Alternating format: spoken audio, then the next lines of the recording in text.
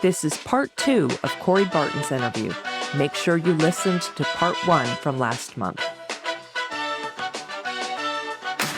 Hey creator kings and queens, welcome to Business Models for Creators, the show where we explore the reality of people living the creator dream and help you turn your creator dream into reality. Today we have a super special guest, one of my bucket list guests, Cory Barton, who is an audio engineer for fiction stories and the founder of Cool Nerd Productions, an audio and music production company. And most importantly, he is my baby brother. So let's show Cory some love, even though he can't hear you. Cory in the house. I said, Cory in the house. Welcome, Cory. Thanks for being here. What's going on? Thank you for having me. Now, tell me, how did you make your first dollar as an audio engineer? Oh man, that would be from Eric. I won't say his last name, but okay. Chad's friend. Yeah, I know Eric. His best friend. So he paid me when I was 15. When I was 15 years old, he paid me like $200 to record him, and that was my first paid instance of audio. Wait, Eric rapped? I somehow did not know this. Yeah, he rapped. He rapped for years, and I worked with him later on too. But at the time, I had the family computer microphone, and I had that. You remember that crazy contraption I built? Yes, I do. Were you there for that? Yeah. Because wasn't it the time Mom got a child tax credit or a big tax refund, and she gave us each like a little bit of money from her tax refund, and we each bought something. I think Chad bought something IT related. You bought something and built a contraption, and I don't even remember what I bought. And I got the keyboard, too, I think, from that. Yeah. Okay. Yeah. So it was around that time. Yes. Mm-hmm. Yes. But I built this crazy microphone contraption. It was basically 2 egg cartons and a do-rag on a hanger, and the computer mic sat in it. It was crazy. I took a Dax wave grease, the lid, the tin lid, and I poked a hole with a screwdriver and put the little, because the mic was like the little small pencil mic. It was like real thin. Yeah. And I just put it through that. And then like built this contraption where, and I duct taped it. It was cool, man. It worked. But I ended up recording him. I didn't know how to mix though. I just knew how to record and like adjust levels. I didn't know what EQ or compression. I didn't think people did that. I didn't even know what that was. But he came in, and my editing skills got really good because, you know, technology wasn't as good as it is now. So we had to do a lot of things in one take, or if we didn't do it in one take, I had to make it sound like it was one take with just simple editing, no tools, no software, nothing. So, but we recorded for a couple weeks, and he gave me $200. And nice. That from that point, I was like, that really set my value of like, okay, I shouldn't be doing this for free. Yeah. Like I should probably get money for doing this. But at the same time, it was important to build relationships, and I recognize that. So I ended up doing a lot of free work, but I had to get experience. So yeah, and in the beginning to now, how did you and how do you get most of your music production clients? It sounds like Eric came to you, like you were in the neighborhood, people knew you did beats and recording, so he came to you. But do most clients come to you now, or do you have to go out and pitch and say, hey, this is what I do, come let me mix your track? How's that work? How do you find clients? So in college, Twitter was really important for me, and that's where I got 90% of my clients. And I think from my college dorm, I think I racked up about $8,000 to $10,000 in a year. Nice. From just Twitter. Just literally, there was something called Tweet Adder, and it would tweet automatically, and I can set it to follow a certain number of people per day, unfollow a certain number of people who weren't following me back. I could set it to like all of these parameters, the software was like $10, and it blew me up. Crazy. Like I really like business wise, like I wasn't popular or famous, but like it did exactly what it was supposed to do, which was get me more clientele. Cato, the gentleman I spoke to earlier, was talking to this program, and that's how I met him, because my software DM'd him and said, hey, appreciate the follow, blah, blah, and he messaged back. Yeah. And so then I just picked up on the conversation from there. You set the software to follow people, and then when they followed you back, you would tweet at them and say, hey, this is what I do. Thank you for following me. Yep. Gotcha. So that was the model. Now that those softwares are highly paid for and they don't do the same thing that this software did, literally like what you would want it to do, like Hootsuite and all that stuff. Like they'll tweet out and stuff like that, but they won't like respond to people and like make it seem real. Like it was crazy. So I got a lot of clients off of the software just from simply like tweaking the software a little bit. And I think I programmed it with 100 or 200 tweets that would go Yeah. off one every hour. And so I didn't get a repeat tweet for like weeks. So it was like, it was Nice. just going off. Like it was, I was tweeting constantly and people were, so it built me up pretty crazy. And then I ended up with thousands of followers, and that looks good for like the resume, right? Yeah. For people to trust you. So that's how I did it. Twitter's not the same anymore. Twitter is just, I don't know what's going on with Twitter now. Like it's definitely not the same. So you can't really get clients off of it now. And the way social media works now is really different. Social media before was it was about connecting.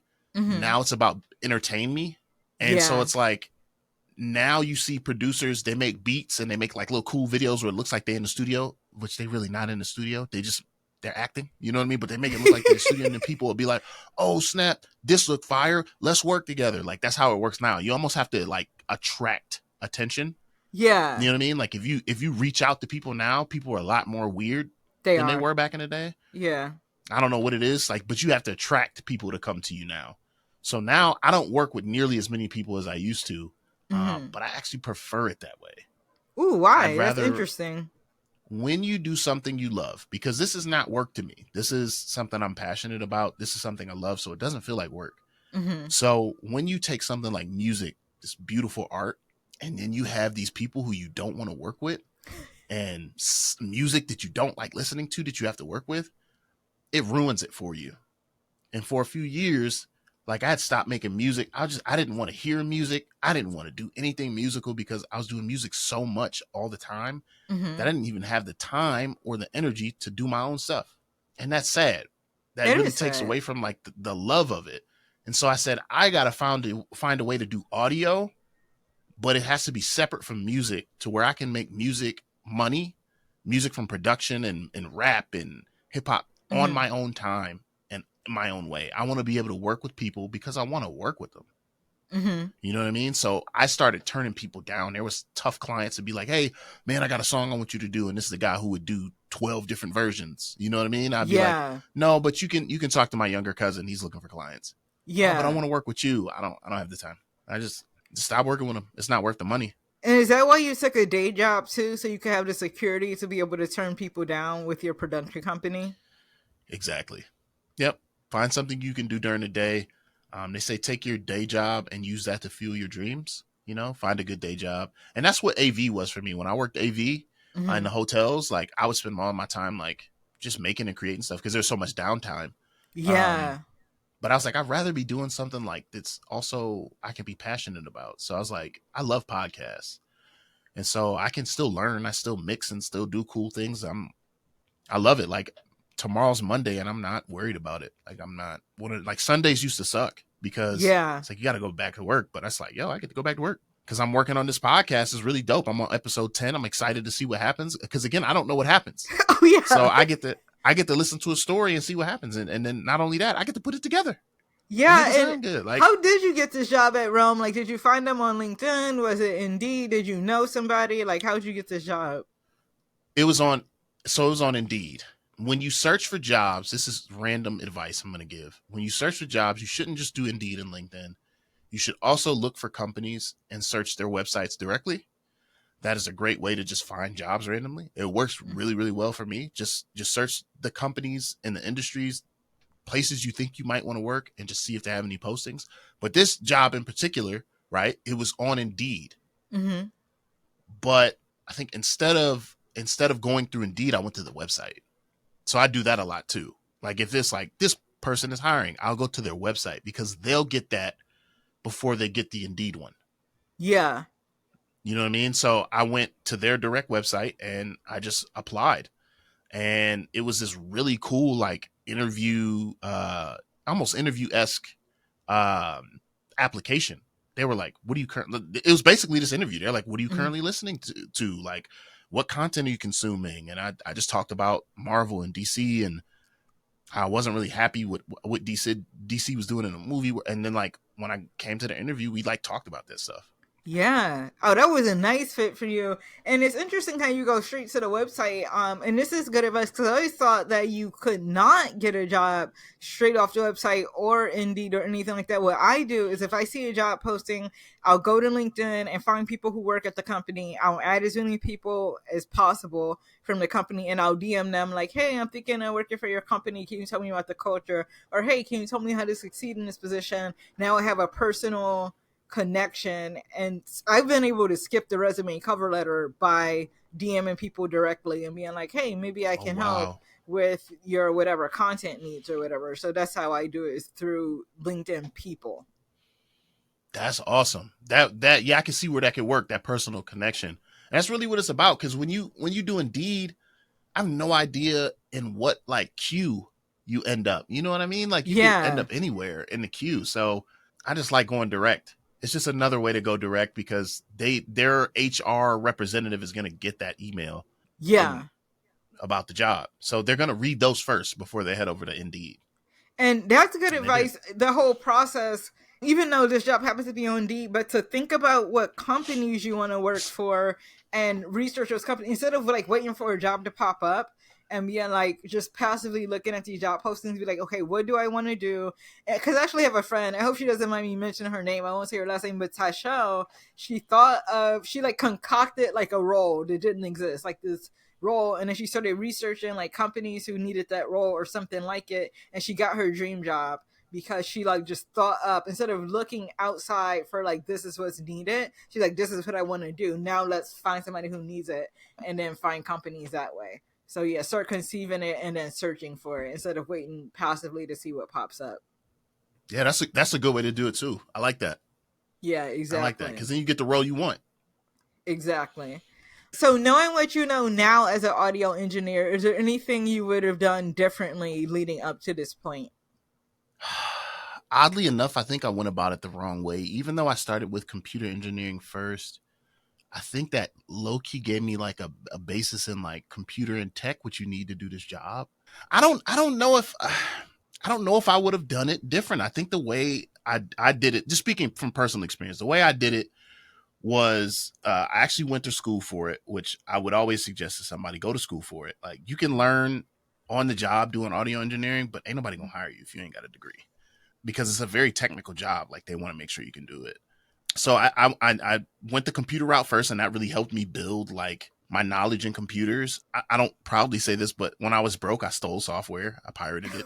But that helped me get jobs. You know what I mean? Like I Yeah. got jobs from it. Like even though that was bad, like I hustled. You know what I mean? Like this is a broke dude straight out of college. Like I didn't have no money, but like people were looking for certain things. So do I promote that? No, please don't do that. Like do your due what they say, do your due diligence and all of that good stuff. Yeah. But as far as like I don't think I'd do it different, man. Like I learned so much doing it the way that I did it that I don't think I would change much, you know? That's a good place to be. And like another question, it's like a spin off the same question, but what was the biggest mistake you made as a creator, if you have made any, and what did you learn from it? Now the mistakes, oh man, I made a lot of mistakes, right? The journey getting there I think was solid. Mm-hmm. But as far as the mistakes, a ton, right? Always get paid something first Mm. before you do anything, right? And when you're working with clients, make sure that you have like, make sure your communication skills are good. I'm really good at analogies. And so I once had a client, she wanted me to mix this record. I mixed it. It came out super dope. This client is like low key famous now. Mm. Um, we can talk about that offline. But Yeah. um, I worked with her and she was like, okay, this sounds great. This sounds perfect. I'll hit you next month with the money. And I was working and grinding to get money. And I was like, what? Right? Yeah. So I was like, I just was like, I just lost money. Like, she's not going to come and pay me. Like, I sent her final files Yeah. without watermarking them or anything. And I was like, what? And she's like, I won't release them. Thank goodness she was like actually like a solid person and came back next Oh, month when she she came said and back. paid me. Oh my gosh. But that scared the life out of me. And after that, I never again did that.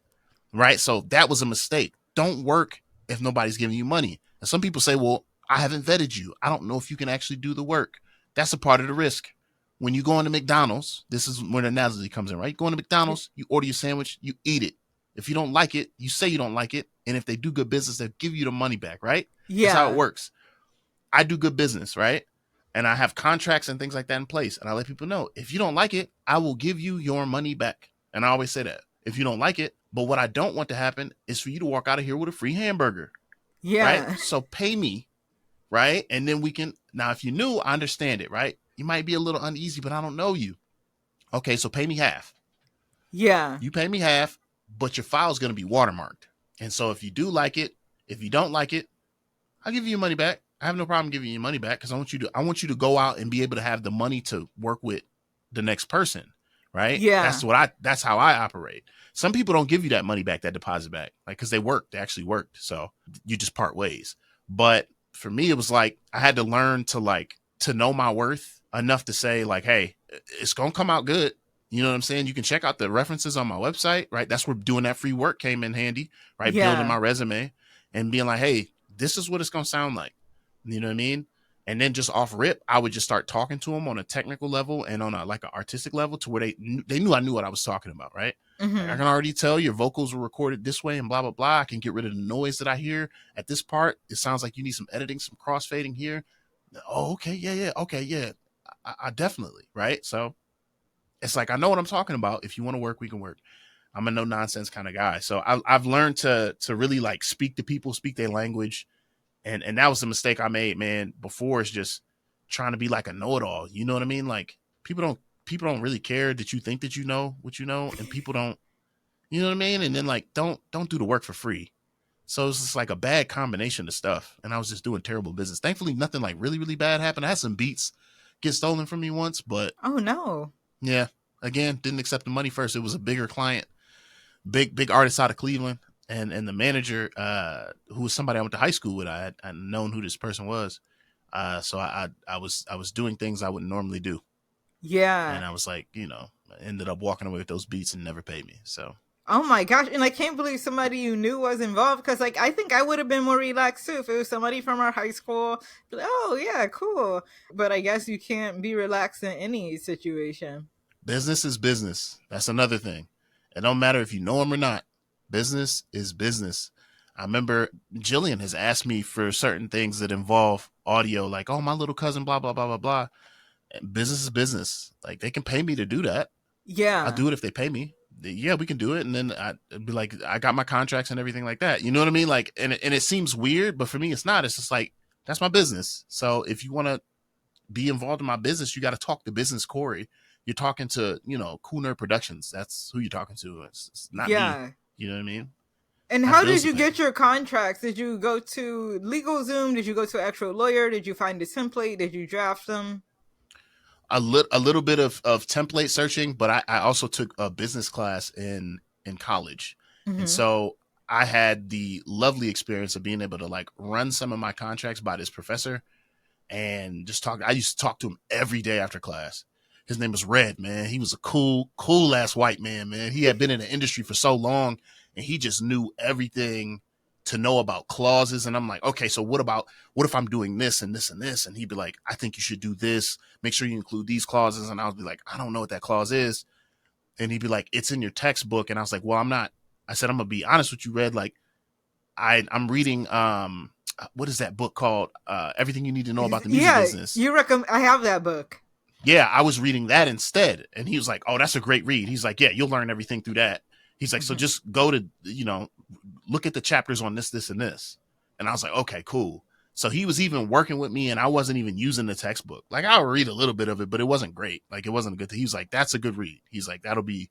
So he worked with me and I was able to find templates too. And then because I had spent so much time reading contracts, so I Mm-hmm. didn't know how to read contracts. So I had to figure out how to read contracts on my own. But I used to spend hours doing it and then Googling certain things that I'm able to now write my own contracts because I know how that works. You know, the little, Nice. I don't know the technical jargon, you know what I'm saying, where you set up all the language in the beginning. This person will be referred as engineer. Yeah, This here and copy of after this it will music be was, this person. Yeah. so I know how to do that. I can take a template, kind of switch it around to make it work for me, and then do that. And then I'll ask my client, like, what are we doing here? Like I make theme songs for people's Twitch streams.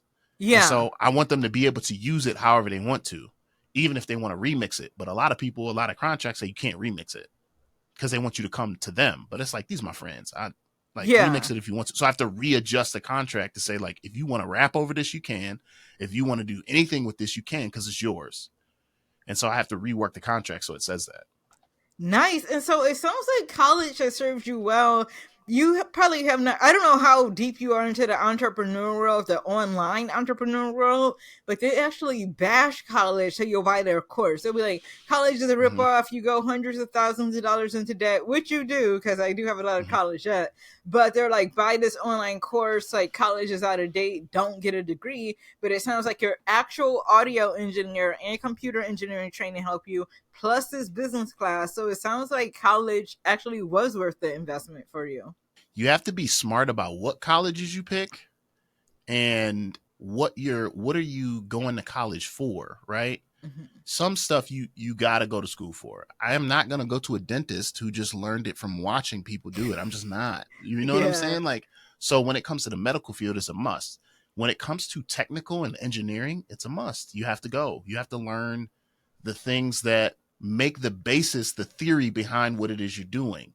Mm-hmm. You can't just, like, it's not enough for me. And I know people who learned it on the job and they'd be like, well, I do this compressor because so-and-so did it and it works, but they don't know why they're doing it. And that bothers me. It's like, yeah, you're really good at this, but you don't know why you're doing it. You just do it. Right. Or you're just working off presets. And it's like, you should understand what you're doing so you can adjust things. And actually have knowledge of what you're actually adjusting and why. And that's why I went to school for it in the first place. I was doing it from my dorm room, and Mac computers had just dropped, GarageBand came out, and there was something called plugins. And I was like, well, when I work with Eric, there was no plugins. What are these? Yeah. And it's like EQ. Okay, what if I put it on the vocal setting? And I was like, whoa, this sounds better. Okay, I'll use it. So I just start using the presets. But then I was like, okay, it doesn't work on this song. Why doesn't it work on this song? And then I started running into that more. This preset I had is not working anymore. Why is it not working? It sounds bad. And I was like, I probably need to adjust some things, but what am I looking at? Like, what is this? I didn't know. So I was like, all right, man, I'm going to school for this. Nice. So yeah, school I decided, that day. is not, oh wow, that day. School is not all bad. No, I think with those courses, you got to have a selling point. And to some degree, they are correct. The system of schooling is corrupt. I give you that. But there's certain things that you're going to want to learn from someone whose job it is to teach you and to only teach. You know what I mean? Yeah. When I went to Case, some of those teachers had research. They was there to do research, and their classes sucked. They were terrible. It's like they didn't really teach that well because they weren't there to like fully teach. And I can only imagine if I'm trying to learn from somebody who's actually trying to make money to eat, you know what I mean, and survive, like it's not going to be the best learning experience. Like they're going to be rushing through stuff. Like they're trying to get this done quick. They ain't trying to show me nothing. Yeah. So just keep doing it. I wish I hadn't have wasted an opportunity I had. I was an electronic media production minor in school, and I focused on it my freshman, sophomore year. But I would wait till like literally 3 a.m. to go into the studio to edit my news packages. So I was tired, and I hated it, and I had a migraine because it was so late. It was on me. I waited that late. But I had schooling available to me to teach me how to edit, and I kept waiting to the last minute and rushing through it. So now, like, I love my editor. I'm happy I have an editor, and I pay my editor. But now I can't edit my own stuff. I have to pay for it, and I have to depend on other people because I had schooling for editing, but I kind of waited to the last minute or was like hungover or like whatever when I was editing stuff. How do you feel about like someone entering the world of writing but not doing their proper due diligence or research to like really know what it means to be a writer? Because I'm sure there's people faking the funk out there, right? Well, what kind of writing? Because there's so much. There's poetry, songwriting, there's copywriting, which is marketing writing, there's journalism writing, and there's fiction writing. So which writing are you talking about? Fiction writing is just a creative outlet, right? I Yeah. more so like the more technical stuff, right? The more journalism, like, you know what I'm saying? You ever see these blogs and be like, "Ooh, this is bad." Like Well, you really clearly don't know. Does that happen yeah, on but that side of now things? it's because AI generated it. I'm starting to find blogs where I'm like, oh, I'm Oh pretty sure wow. an AI generated this stuff. And I've seen like bad journalism or like sloppy research and stuff like that. But to me, it doesn't bother me because it's so hard to get people's attention. So they're going to sink anyway. Nobody's going to pay attention. But then there's hacky journalism where it's clickbaity. It does get attention and people pay attention and it's driving down the discourse. There's a lot of like junk journalism, and I have to put in quotes journalism, where it's just all about outrage and clicks. And that does bother me because it's messing up society, and now we have AI stuff thrown in, so there's just junk and our brains are rotting. But I'm not like sitting up in my like high seat. I'm not an elitist about it. I think the cream will rise, and people who are conscious like me who want to read good journalism, I pay for journalism.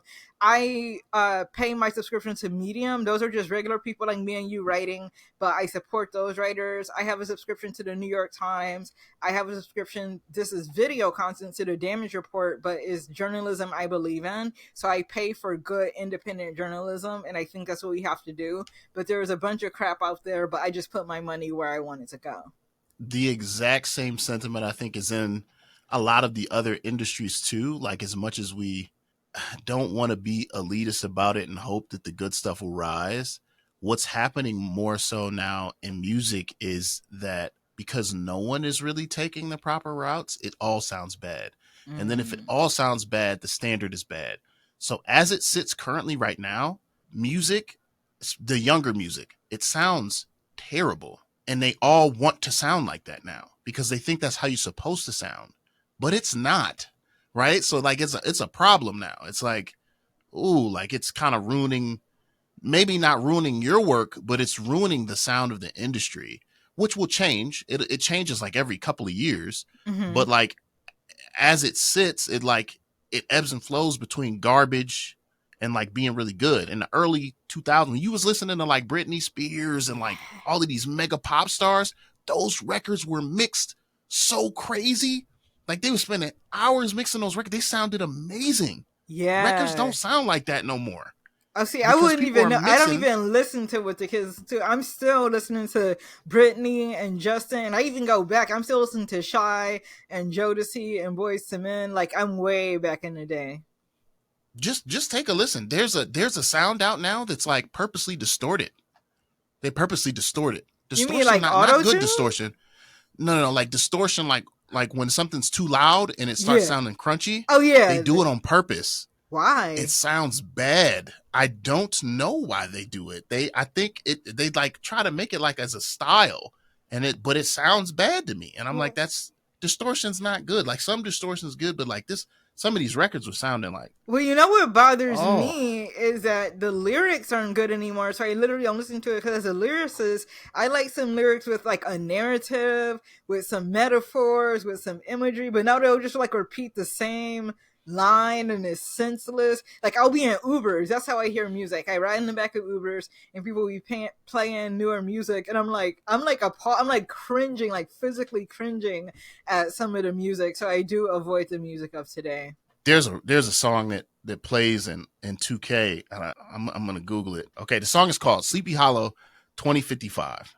I'm just gonna read some of these lyrics from the chorus. Lyrics. So it's just I just want you to listen. It's just a couple lines. I just want to slide. Parties in the sky like it's 2055. She said, "Boy, you nice. Boy, you nice. Heart cold like some water and some ice." That's hilarious. It's not, actually, I can see What is that myself. about? I have no idea. Actually, I don't know I either. don't know what they're talking about.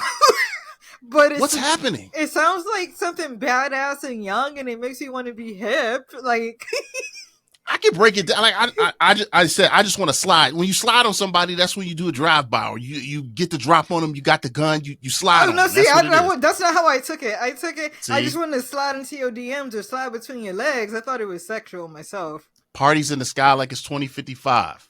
He's maybe on some drugs, That's right? kind of cool because it reminds me of that Justin Bieber song. We're gonna party like it's 2030 or something or whatever he said. We're gonna 20. I think it was 2035. I don't know, but I anyway, think, yeah. it reminds me But of what that that got to do Bieber song. with sliding on people though? Oh yeah, that's true. He jumped. Maybe he has ADD. He like jumped thoughts. She said, "Boy, you nice." Who's she? Now we with a woman?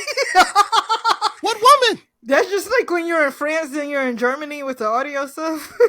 Yeah, bro, it's just continuity issues. You know what I Yeah. mean? And it's like hard cold, like some. This the part that really get me, and I'm not gonna get too deep on it, but hard cold like some water and some ice. Jasmine, there's so many things colder than water and ice. A glass of ice water, but that's how cold my heart is. Your heart is as cold as ice, so it's not that cold. Like it's kind of cold. Like room temperature cool. Yeah, like that's cool. It's consumable. Like what? So that's my stay in the era that you are in, because That's hilarious. this stuff it's bad, bro. Like that's the worst thing I had ever heard in my life. I heard so much worse, but if it's delivered right, it's like it makes me want to. I wish I understood it. Like I want to be a part of it. I want to be that cool that I can talk like that, but it doesn't make sense. Nah, it really don't. It don't make sense to me. But that's just I mean, I don't know, man. Music will be music. Just going back to the initial statement about just the industry being all tore up because of that. Like, I wish we had that same, as you said, the cream will rise. Like, I wish we still had that here, but it's like it's not happening over here. Like the bad stuff is winning over here, and it's like, man, like it really makes you like I've mixed records, and somebody be like, "Oh, it sounds clean, but it's too clean." Oh, they want the distortion like, and the jump. They want it bad. They want it to sound bad. Can you make it like worse? That's messed up. I think in writing the cream will rise because it takes a lot of concentration to read, whether you're reading journalism or you're reading a story or you're reading marketing content. There's so much content in the world. So if you suck, people are just not going to read your stuff. So yeah, the cream will rise. But music, if lyrics can be obscured with melody. I don't know how these distortions are getting by. I don't understand. I am old. I cannot do a lot of noise in my ears, but maybe these young people have deaf. I don't know what is going on. Yeah, I don't know where it came from. People just really just want to be different and kind of like break the mold. Like, because musically, everything, I'm pretty sure there's science behind it, but I think every melody has already been done. Like everything that could be done has been done. And so we're really just recycling ideas at this point. Well, that's the same with story, with fiction. Everything that has been done has 120% been done, like with Shakespeare, and like just a couple variations on Shakespeare, and that's about it. Yeah, and so it's like they're trying to be different. They're like, no, we can create something new, and it's like I don't think you should be trying to do. I think you should work with what's been done. Like, you know what I mean? Like, there's professional people who have developed some of these music theories and techniques, and like just use what we have and go with that. But like when you start going into like the opposite direction of like the things that you're not supposed to do, to try to like maybe we can find something here in the bad. Like, okay, I get it, but it's bad for a reason. Like we've deemed that as distortion is bad for a reason. Yeah, there's a reason we don't do it. Yeah, and it's like this doesn't. I get it, but it and some of the kids love it, but it's more so just like. I think they're just like rebelling. You know how music, you know what I mean? Like they just like rebelling against the whatever the norm is kind of thing. Exactly. And it's so hilarious to hear you talk like this because to me, you are the kids. And so you're like, the kids want to rebel. The kids love it. You are the kids. So. Gen Z is the kids now. I used to think we was going to be kids forever and we was going to, have a hold on this market, especially in the early 2000s with Wayne and all of these. We had such a chokehold on the game, but we lost it. Yeah, and like I haven't been on TikTok in forever, but back when I was on TikTok, I would hear pieces of new songs and stuff like that. And the dances are different. So now choreography has to fit in this small screen, so it's all here. It's little arms and weird movements. Like you can't really dance. Like Britney, she would have her hair flinging. She's over here, she's over there. Janet, but like now you have to dance in this small compartment. So you're doing like crazy stuff all like that because it has to fit on the TikTok and the YouTube screen. I never thought about that. You're right. Crazy. Everything is in that. I'm about to hit my mic. Everything is in this pocket, like right here. All the movements is just, you know what I mean? Like it looks so stupid. Yeah, that's why I look stupid. I couldn't figure out why I look so stupid. It's because it's in this box. It's like me trying to be on this screen, just like trying to really get it. Like exactly. That's terrible. Yeah, so times have changed and like dance is going downhill for that matter. I miss the big choreography of like live performances. So yeah. Yeah, you're right. All right, let's move into our last segment, going deeper, where we get to know our creators on a more human level. Oh my gosh, you just had me crying in that last section. You a dancer though, so I couldn't figure out what it was that I didn't like about it, and I was like, it's something I hate about it, bro. Like I just hate the TikTok dancing. It's that pocket. Yeah, everybody's in that. They're not really doing nothing. It's like move a little bit, like you know what I'm saying, like. I know, they joints all locked up. They look like old people dancing.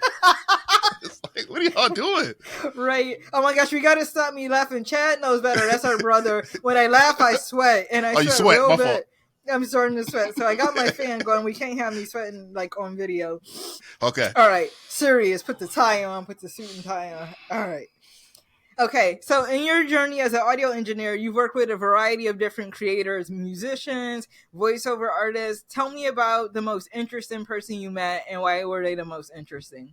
The most interesting person I met in your line of work. I actually became friends with him and would go to his house, but Nick Podell was probably one of the most interesting people I met, coming from kind of the bad situation. I won't give his details out, but he came from like a bad situation and turned it around and ended up being like a really popular audiobook narrator. And just seeing like the amount of talent that he had in one body was crazy. I watched this man. We recorded a book, and I can't think of the name of it. It's on the shelf downstairs. I can't think of the name of it, but we recorded an audiobook where he had to be a young kid and then a teenager and then an older person. But in audiobook, you also play the female characters too. So he had to age all of these characters. Oh my gosh. And like perform them all. It was so crazy and it was so believable. You know what I mean? Like even in audiobook, you know, of course it's him doing a female voice, but it's just believable. Like the age differences and things, and as they age and they mature, you could feel it. And so it was just like, wow, like that was amazing to watch. So he was a really, really solid person to work with. And it turns out like he was just Nick to me, but like people love him in that industry. Like people really, really love him. So it was really cool to see how humble he was. He just like playing board games. He's a cool dude. A real cool dude, but it's amazing. That does take talent to play all those different characters. It reminds me of Edward Norton in Primal Fear. He played some of your emotional personalities, but like in the beginning of the movie, sorry, spoiler of a 30-year-old movie, but in the beginning, you don't know that he has multiple personalities, and so he seamlessly switches. But what you're talking about is even more because there's different genders, different ages. I played an 11-year-old when I was 22, and that was hard enough, but I couldn't imagine slipping between a bunch of different genders and ages for sure. He could also do accents too, which was also nuts. So he would do, you got to think audiobooks, it's a lot of different characters sometimes. And so he would just do New York and Brooklyn accents for some people. And then like, he could do like, you know, the different European dialects, some of them. And it's just like, it's just wild. You know what I mean? Like, those narrators, they have a real repertoire of like people inside of them. Like it would really shock and surprise you. Like they can do somebody from the East Coast, the West Coast, the Midwest, from down South. You know what I'm saying? Like it's just crazy how he could just, and then do them back to back. Yeah, that's one thing impressive. To be able to do them, but to have them talk back and forth is crazy, Jasmine, to watch it live. And if you close your eyes, it's like, that's two different people. It's crazy. Yeah. Oh my gosh, I'm like jealous that you got to be in the studio with these people because I would love to watch something like that.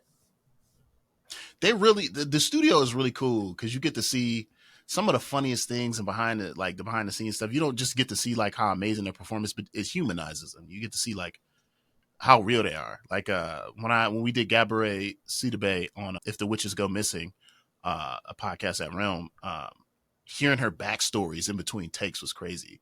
Like she would just tell these New Orleans horror stories because it was based out of like it was like a kind of like a witchy story. So she was telling about her experiences being in New Orleans and having these weird, scary experiences, and it just humanized her. It was just like wow, like you get to hear like cool stories and just like how they are as people, how they react. They just normal people.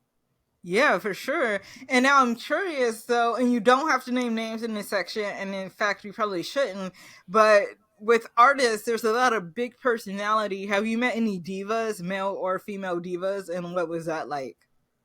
Yeah, I've met both male and female divas. There was some in the music realm. There was a particular artist I worked with who was convinced that like the professional mix that I had given her because it didn't sound a certain way in her car and that she had to like equalize her car a certain way that she was like giving me good information.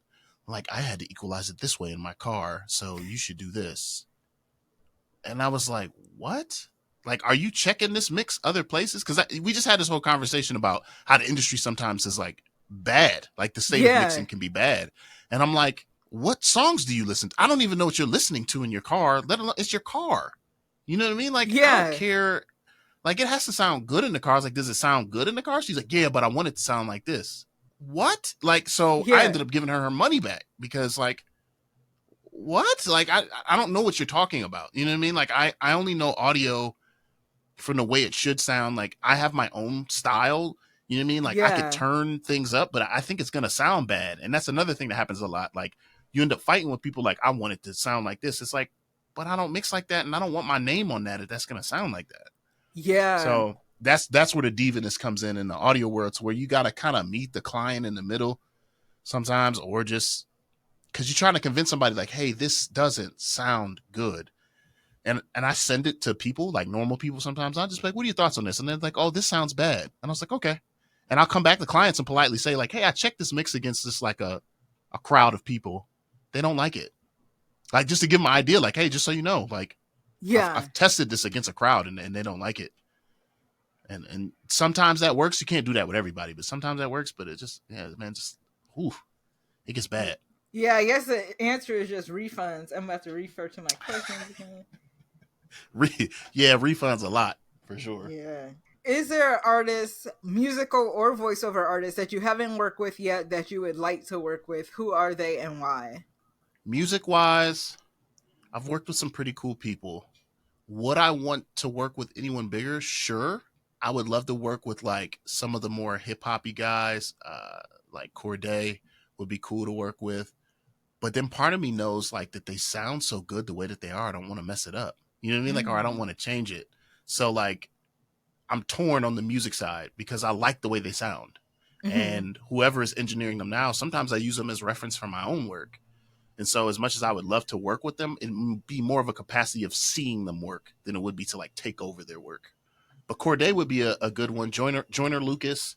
Speaking of storytellers, he's a great storyteller. I think he'd be cool to work with and see his process because he talks about like making the videos for the songs first Hmm. before writing the songs, which is a really cool process. Like I would really like to see like his video process because he has these heartfelt, heart wrenching. And I think you and I talked about Joyner a little I, bit. oh yeah, because you sent me some of this stuff, and I loved it. Yeah, Yeah, he writes the videos for some of his songs first, and then writes yeah. the songs. And I was like, that's crazy. That So I is. would It's almost love to like a see that. movie.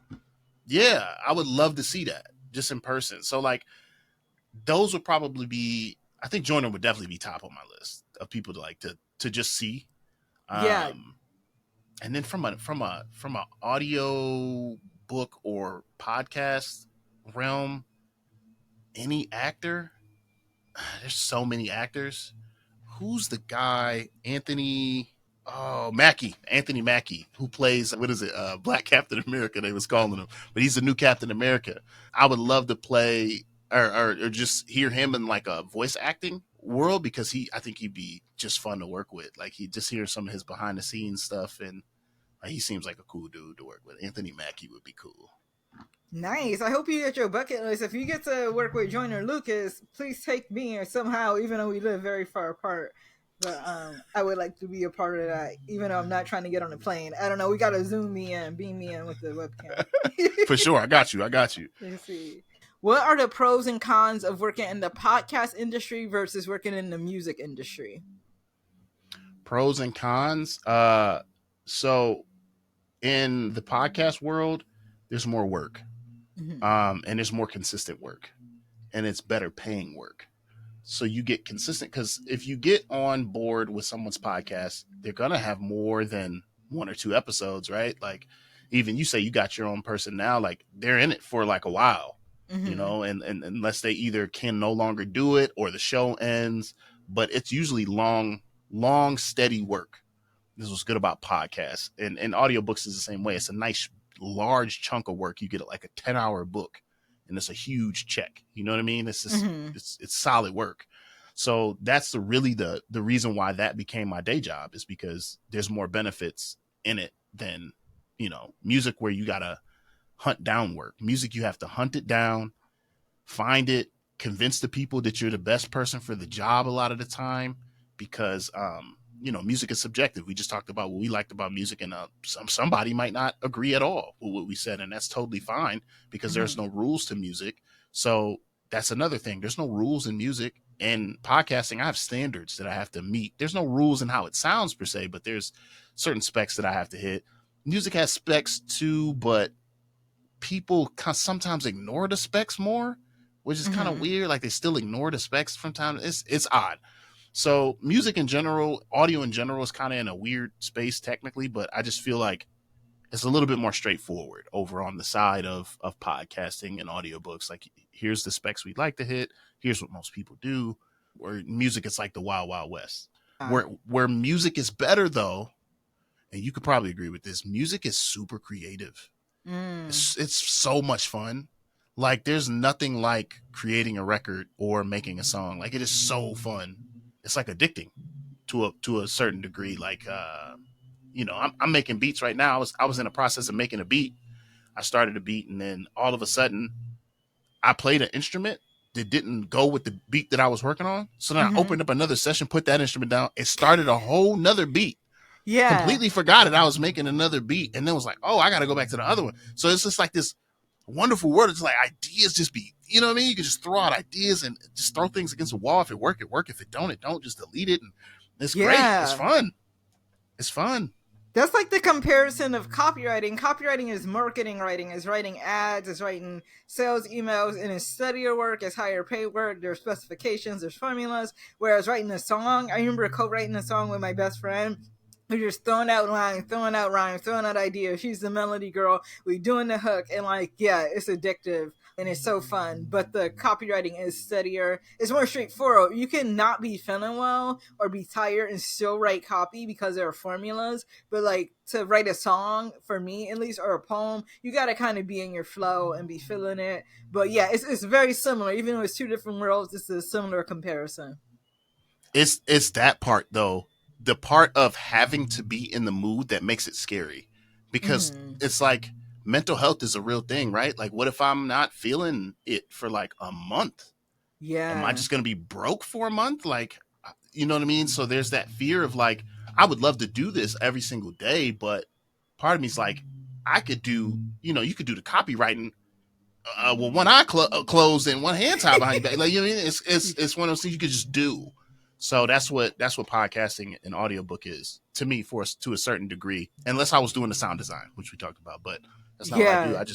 I make things, it's formulaic, very formulaic. Actually, and this is really important to highlight for everybody. So many people, me included in the past, sometimes to, like in the present to some degree, but I realize it's dangerous, have this dream of doing just all creative stuff 100% of the time, 24/7.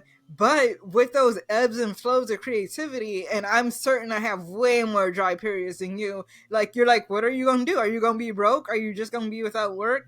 And so it is good to have something that is more commercial, more formulaic, and more steady, because it frees you up to be able to fund that creativity. So especially young people, or I keep like bashing these course creators, but people are like, buy this course so you could do this one thing and be totally free 100% of the time. It is good to have some stability and some professional work, even though people are selling the dream of like absolute freedom. Sometimes freedom is having that stable formulaic work on your table too. Facts. Yeah. So, what can podcasters and musical artists do to help your audio engineers produce good audio for them? So I saw this question, and I think that the one thing I think they can do, and this is going to be weird, we kind of talked about it, but the one thing they can do to help us is trust in the process, right? And trust in the professional. A lot of times people have ideas of what they want things to sound like, an end goal, but it's not coming from a place of someone who understands audio. Mm-hmm. And the example I'll give you is before I got my tattoos, I had all these ideas, really cool ideas that I was going to do. I said I wanted to have some lettering in my arm, but I want to make it look like it's like stomped into the ground or like it's cracked, because I'd seen it before. I was like, oh, that looks so Mm-hmm. cool. And my tattoo artist was like, I could do that, but your letters would have to be really big on your arm. And you have a really long quote, so you probably don't want it. It'd be huge in order Yeah. to see the detail. And I was like, what happens if you do it small? And he was like, if I do it small, he said, ink bleeds. So like over time, after you get the tattoo, the ink will bleed. That's why the edges don't look as defined on older tattoos. But a Mm-hmm. good artist will know that, and they'll make it big enough to where it'll bleed, but it won't look bad at all. And so he was guiding me into having tattoos that would be long lasting and that would look good forever. And so he's like, don't do that because I don't think it's going to look good. Now I could have been like, nah, but this is what I want. And then when it actually went bad, I would have went back to him, and which is people do this and be like, why does this look so bad? I told you why it looks so bad. It's too small. The ink bled, right? Mm-hmm. But I trusted him in this process. It's the same thing in audio. I want to have, 3 people in a room talking on microphones. How big is the room? Oh, it's just a small room that I have upstairs. That's going to be tough because all the microphones are going to pick up everybody. It's just something you might not have thought of, right? Like you like, well, we Yeah. got the microphones, we talking. It's like, no, but if you guys are laughing and talking loud, we're going to be able to hear that through everybody's microphone. There's going to be a lot of bleed. We can do it, but it's going to cost you a lot of money. Yeah. You guys are better off doing it over Zoom. You know what I'm saying? It might not be as good, but it'll be cheaper because each audio, I don't have to do no noise cancellation on your audio. So it's like if you really believe in the process and trust in your professional, he's gonna save you. He or she, if they're good, is gonna save you money on whatever it is you're doing, and it's gonna sound better. So Mm-hmm. that's the advice that I would give. And the same thing is for musicians. Just trust in the professionals. That makes sense. It's easier said than done for some people, like the divas that we discussed, but yes. Yeah. How do you deal with it when you have to produce audio that you're not personally interested in? Like, say it's a story in a genre Oh, you don't care about, or the narrative is bad. How do you cope with doing the audio engineering for that? just remembering that you get paid really helps. But also remembering when it's a podcast, remember we said it's more formulaic. Mm-hmm. So that's the good part, right? Like it's like I don't have to like this. I just have to. I know when it sounds good. I know when it's done. I know when I've done my part. And so Mm-hmm. that's what's great about working on the more formulaic side of things. Musically, you got to just grit your teeth and bear through it. And that's why. Remember before we talked about reference mixing, Yeah. having something, you talked about having your slates. Like this is why this is important because I don't have to like it, but if I can make it sound like that, then it doesn't matter, right? And then I can Yeah. turn it into a challenge. Like, ooh, I don't like this, but can I mimic the sound? So it kind of you turn it into a little bit of a game. You know what I mean? Like, because I like audio and manipulating audio, so that's what I do. I just turn it into a game or something fun instead of trying to listen to. Because rap is some of it, jazz. Some of it is bad. It Some can of the stuff be. I've worked on, bro, is bad. Like, I won't say nothing crazy because it's your podcast, but some of it is bad, like really bad. Like, I'd be like, yo, what is wrong with this dude? Like, so I've I've worked with heard people and some I've been like, disturbing stuff in the back of an Uber. I don't even remember the lyrics, and I wouldn't say them here anyway. But like, it kept getting progressively worse and worse. It was like violent and sexual at once, and stupid. And so I was like, yeah, "What is going on in this song?" bad. It's all bad. So Yeah. some of it you just got to just take any personal thought out of it and just remember you're doing what you love, right? We're creators. We're doing what we love. So Yeah. I'd rather be working on a bad rap song than scrubbing a toilet at a gas station. Yeah. You Oh know what I mean? Because gosh. I would hate Yes. that. You know what I Yeah. mean? So just enjoy it.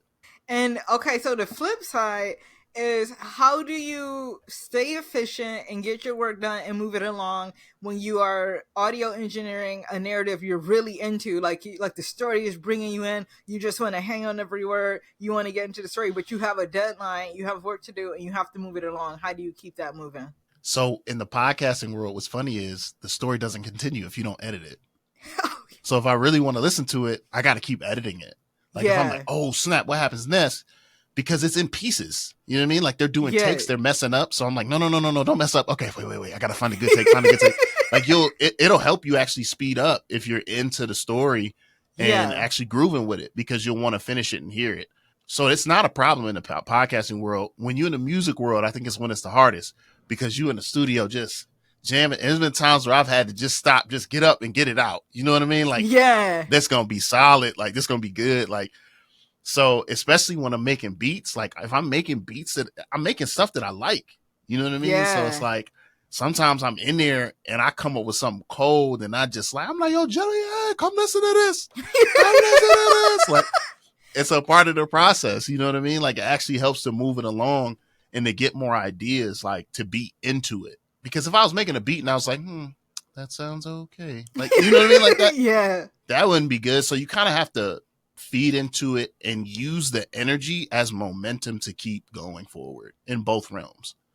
See, that makes sense because I had a situation back when I was a lawyer. I did something called document review, and that's when people's emails get subpoenaed, their text messages get subpoenaed, and you have to Ooh. go through and see what's privileged, like what was between the attorney and client, what's irrelevant, like it's just not relevant to the case, so we don't want to turn this over to the other side. But I got into some juicy cases where like people was having affairs on the work email, or people was just like managers trying to game on their subordinates, but it's not relevant to this specific case. So I would be reading too slow, and I would get called aside, like, Jasmine, your document review pace is too slow, just because I was too into the details because it was juicy stuff. So yeah, I got stuck sometimes. Yo, that's a little different. Wait, that's a little different. Okay, no, I see what you're saying. Because I'll Yeah. be like, nah, what's going on? Wait a minute. Like, yeah. You got to stop and read that for sure. There's instances like that in audio though, like when people cut and they start laughing or something is really funny. You know what I mean? Like, and they telling jokes, or like when Gabourey was telling them stories, like I definitely was listening to them stories. They ain't have nothing to do with the book, but like I'm listening to these stories. But what was cool about what we do is everything is content. So then I sent those stories along and they were like, oh, this is so cool, like behind the scenes stuff. So then sometimes that stuff gets used for behind the scenes stuff or just shared with the company so they can have general excitement about the project. So it serves a purpose at some time. But I definitely see what you're saying, though. Yeah, I've that been makes all sense. in on That being is in this. easier with audio though. It like you can use it to your advantage if you're interested in it. So that is That's good funny. to know. What happened though? Can you tell me what? Now I want to know. No, there's too many. First of all, it's attorney-client privilege, so I can't tell you because it's confidential. But two, there's too many stories. There was always an affair. Every case, there was a couple of affairs in the office. Other ones, there was this one. I'm not going to say what company, but the executives, like a married executive, was like, "Hey, I met this other girl on Match.com, and like she was sexting him pictures, and he was sending his side chicks new or semi-new pictures to his colleagues, his executive colleagues, and we get these pictures. They was trading pornography with naked girls with machine guns from like these pornography sites, and this is the porn they're sharing on their work email. But when you're an executive, I guess you don't think anything applies to you or that your records will get subpoenaed. There was one case I was doing. It was in Spanish because I like taught myself Spanish, and it was the same. This is how I know all humans are the same.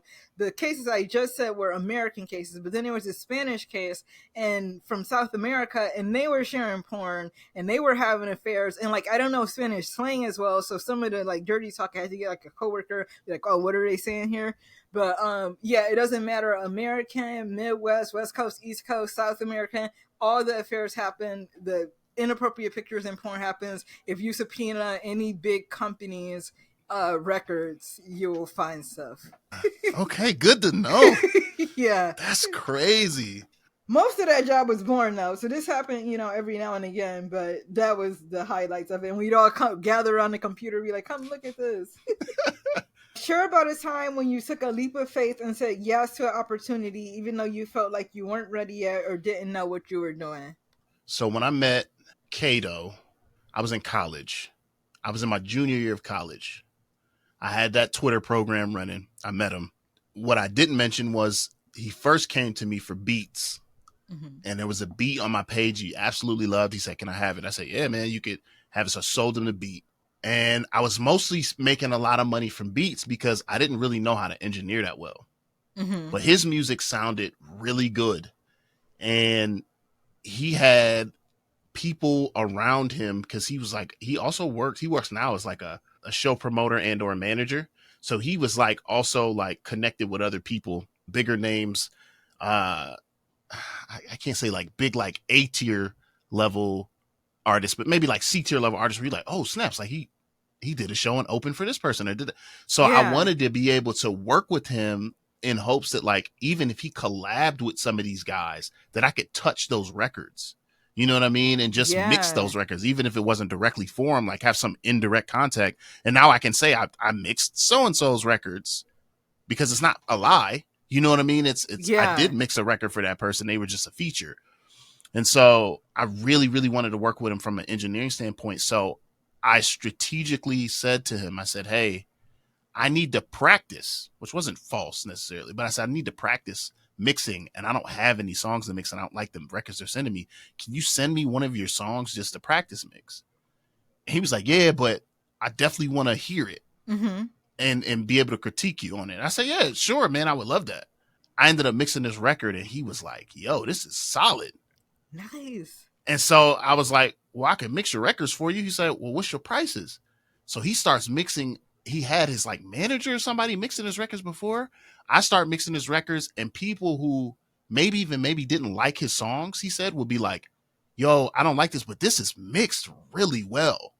And so through him, I was able to facilitate like getting my mixes to bigger people and getting feedback on that level, like just from his peers. Because if he didn't like it, he would send it to everybody. And if they didn't like it, I had to redo it. You know what I mean? So they clearly were liking these records. So it was this crazy, I didn't think he was going to let me do it. And he definitely did. He was like, "Yo, this is great. Like people are loving this." And we ended up creating like this very unique sound for him that was very like poppy and like, cause I would glitch his vocals a lot. He used to love that. I used to glitch his vocals and like stutters and like delays and all types of craziness. And he was just like, "Yo, do your thing." Cause like it was very hip hop, but it was very poppy. It was early, it was like maybe 2010s. And it was very like poppy, like fist bump, like college, like that kind of rap. And they loved it, man. He would rock out shows. He got pictures of him like crowd surfing it, diving. Like they was loving these records that we was doing, man. It was, so it just went from like, I wonder if he would let me even touch his record. But this also goes back to, we talked about going to school earlier, right? Yeah. The reason I did that is because a professor said to me, "Never be afraid to ask." Because I was always afraid to ask. But this professor said to me, he said, "You shouldn't." And he said, some guy got an interview with Dr. Dre in his class and all he had to do was ask. Oh my gosh. And he was my favorite teacher because he used to spit some of the realest stuff that I ever heard. But that was his thing. He said, you can hide talent, but you can't hide hard work. Yeah. If you work hard, it'll be anybody who's more talented to you. And he said, some of these guys in this room and in this conservatory is really, really talented, but they ain't going to go nowhere. And I can tell because they don't work hard. Said just continue to work. That was his thing. So I was like, man, if I just ask, and that changed my whole life. If I had never taken that class, I don't think I would have asked. Man, and that gives me inspiration because one day on my podcast, I want to have the Remix Brothers from YouTube. I don't even remember how many followers they have. It's a lot, but they are so talented. They are at the intersection of news and music and engineering, and they are so talented. And I don't know if they're anonymous, though. They may not do a podcast because, like, they do controversial stuff. So they may be anonymous, but if they do show their faces, I want to. So I have to ask one day. I do want to get a little bit more clout, a little bit more of a platform, but I guess I just have to ask one day. I want to have them. His thing was, you don't need none of that. That's what he used to say. He said, you don't need any status. He said, just ask. He said, most of the time, these guys are more willing to do it with people who don't have the status because they know those interviews and those conversations are genuine. Mm-hmm. And I never thought about that. Like when you working with big networks and stuff, like all of that's kind of like fake, and you give the PR stuff. He said, but these kids just wanted to know. Like, so he asked Dr. Dre. He's like, would you please? I got to do this project, and I just really, man, like you really inspired me, and I really would just. And then Dr. Dre was like, yeah, I'll speak to you. Oh my gosh. Actually, you know what? That is true, because I was writing this fiction book and I never finished it because it wasn't good. But I was writing a football romance, and so I contacted somebody. I don't know sports, so I don't remember his name. He was second string anyway, but God bless him. Thank him for his time. And I'm so grateful he talked to me. But somebody from the NFL, I got in touch with his manager, and his manager put him in touch with me, and this really nice guy from the NFL sat down and talked to me about like basic training in football, the season and everything. And like I got an interview with somebody from the actual NFL before because I just asked. That's crazy.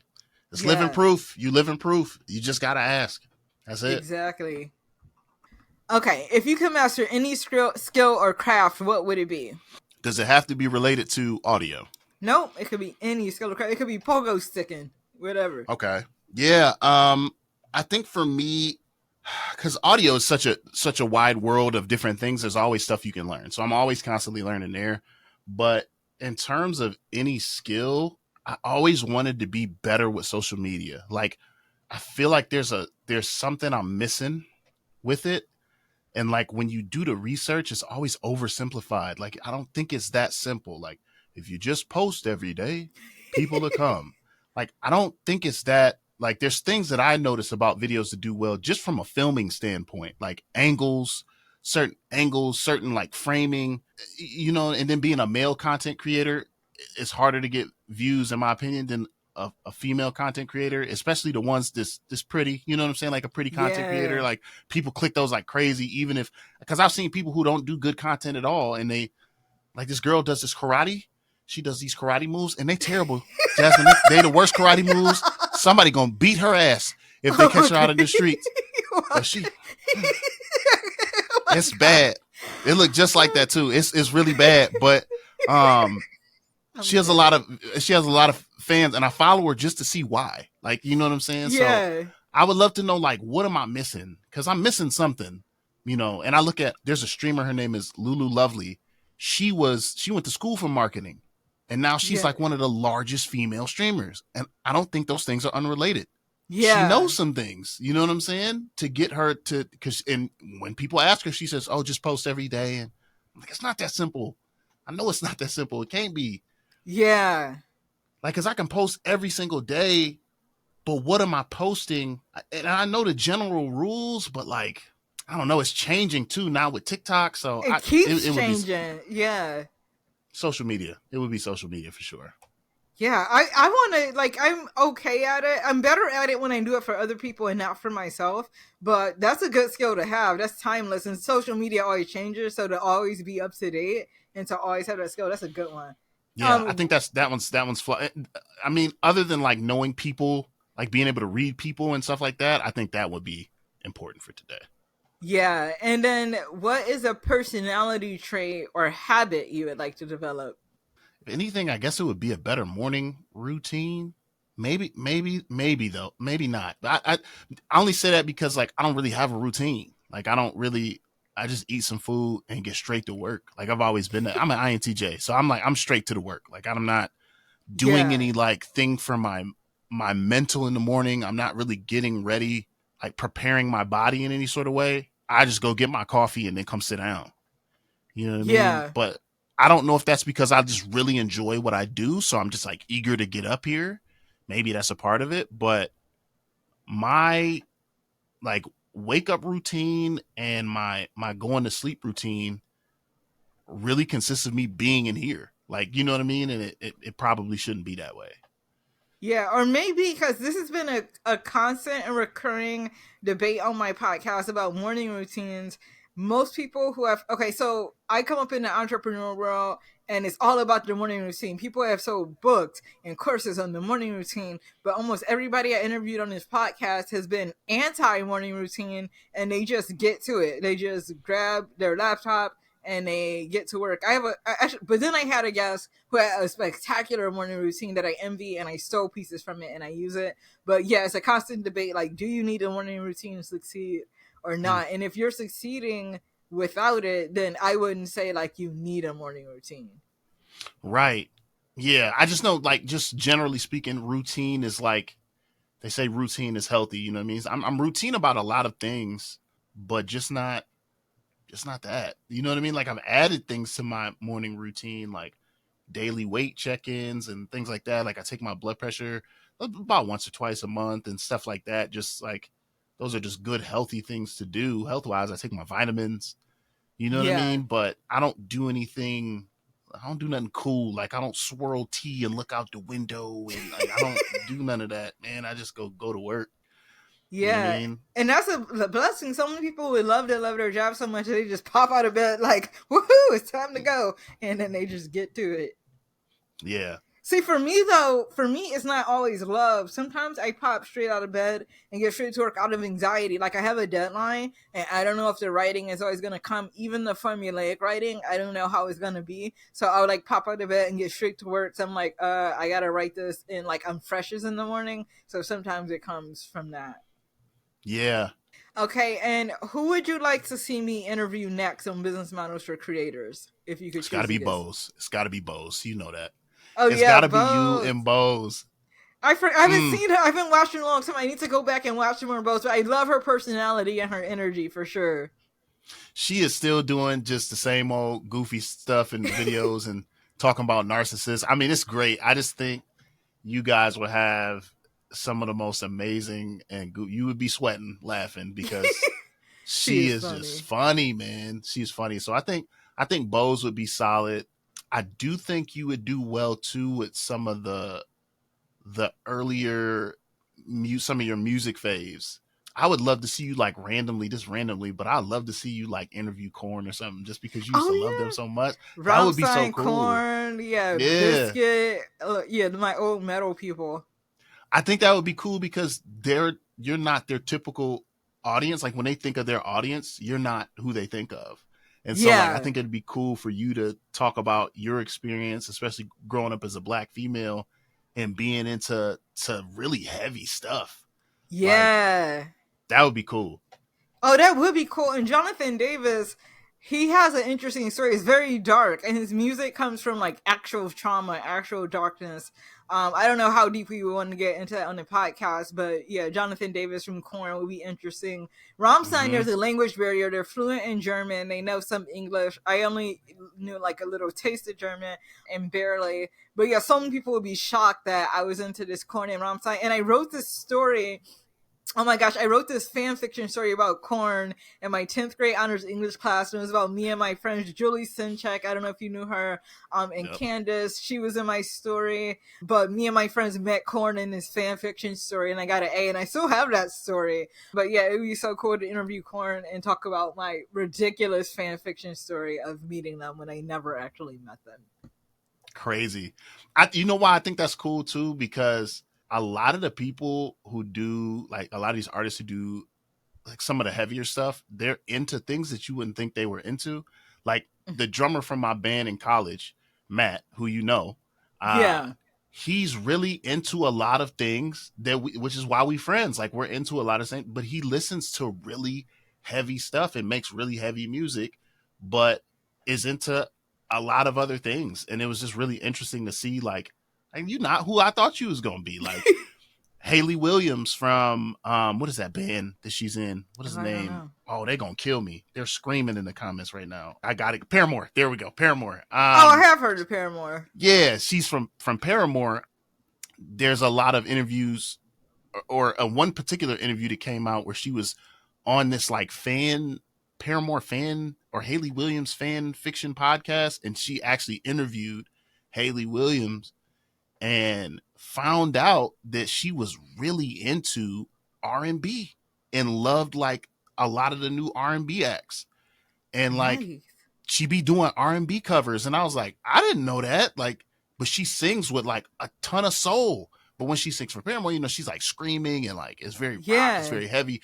But she does like a cover of SZA, and it sounds so soulful. And I was like, what is that? You know what I mean? Like, so it's all these cool things that you can get out of like a lot of these heavier bands. Like they got a lot of substance there. Like there's a reason why they kind of gravitated towards the heavier stuff, but a lot of them people. It would be cool. heavy. I would love to interview Korn because I never even thought of that. By the time I was into Rammstein, I like picked apart their entire life and was like a stalker and know everything about Rammstein or everything that they made public.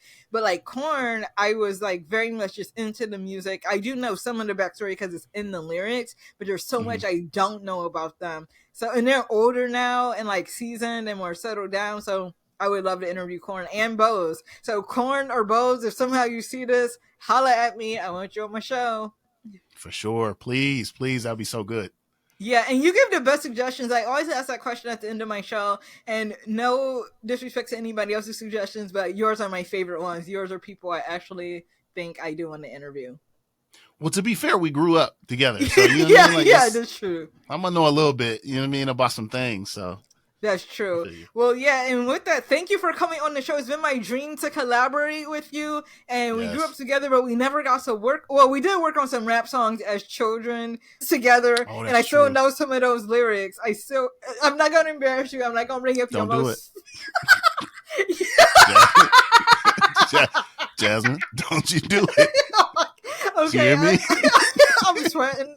Oh my god, I'm turning red.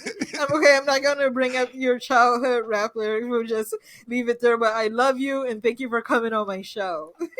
I love you too, Jazz. This was great. Thank you. Yes. All right. Follow my show, like and subscribe if you're listening on YouTube. Leave a review on Spotify and Apple Podcasts, and keep listening. Until next time, keep creating, creators.